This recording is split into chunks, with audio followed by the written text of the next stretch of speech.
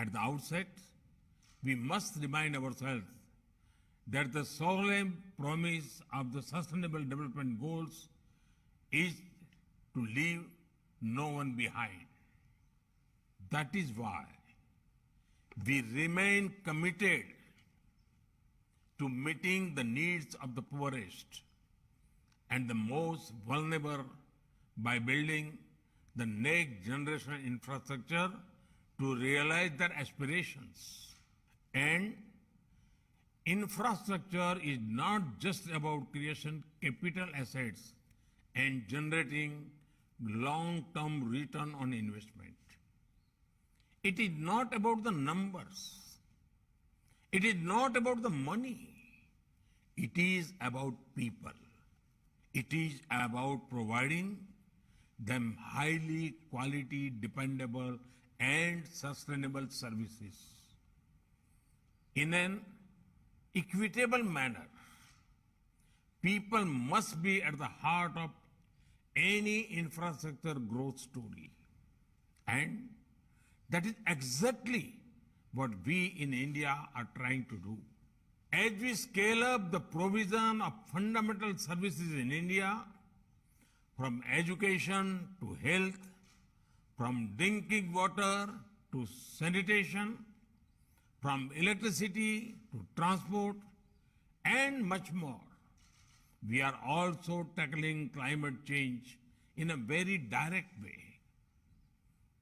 That is why at COP26, we have committed to attain net zero by 2070 in parallel with our developmental efforts.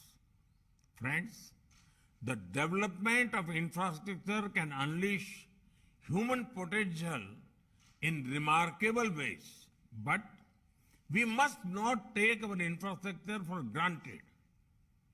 These systems have known and unknown challenges, including climate change. When we launched the CDRI in 2019, it was based on our own experience and felt needs.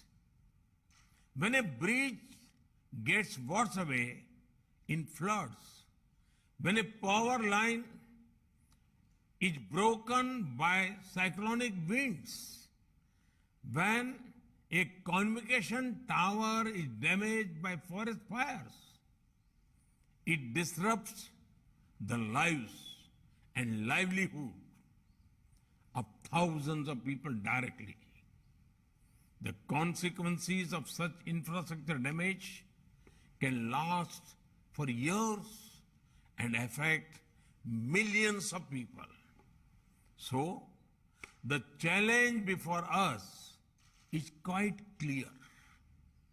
With modern technology and knowledge at our disposal, can we create resilient infrastructure that is built to last? Recognition of this challenge underpins the creation of the CDRI, the fact that this coalition has expanded and received wide support from across the world indicates that this is our shared concern. Friends, in the short time of 2.5 years, the CDRI has taken important initiatives and made valuable contributions. The initiatives on infrastructure for resilient island states that was launched at COP26 last year is a clear expression of our commitment to work with small island countries. CDRIs work on strengthening the resilience of power system has already benefited communities in coastal India by reducing the duration of power disruption during cyclones. As this work progresses to the next phase, it can be scaled up to benefit over 130 million people who are exposed to tropical cyclones every year. CDRIs work on resilient airports, is studying 150 airports around the world. It has the potential to contribute to the resilience of global connectivity.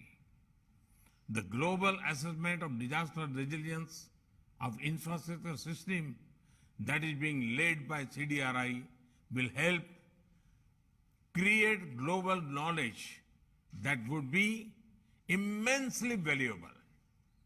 CDRI fellows from across the member states are already producing solutions that can be scaled up.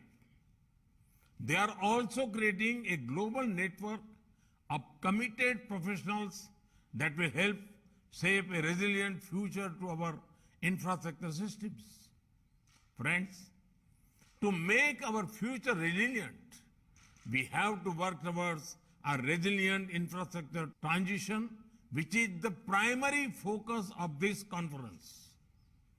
Resilient infrastructure can also be the centerpiece of our wider adoption efforts. If we make infrastructure resilient, we prevent disasters not only for ourselves, but for many future generations. It is a shared dream, a shared vision that we can and we must translate into reality. Before I conclude, I would like to congratulate the CDRI and the United States government for co-hosting this conference.